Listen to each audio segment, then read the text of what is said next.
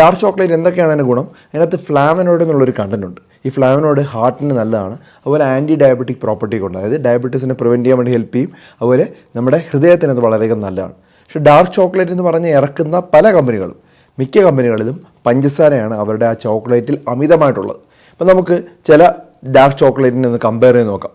ഇപ്പോൾ അമുലിൻ്റെ dark chocolate എടുക്കുന്ന സമയത്ത് കോമൺ ആയിട്ട് ആളുകൾ കഴിക്കുന്ന ഡാർക്ക് ചോക്ലേറ്റിൻ്റെ അകത്ത് ഏകദേശം 55% മാത്രമേ കക്കാവോ അല്ലെങ്കിൽ പ്യുവർ ഡാർക്ക് ചോക്ലേറ്റ് ഉള്ളൂ. 43% എന്താണ്, പഞ്ചസാര മാത്രമാണ്.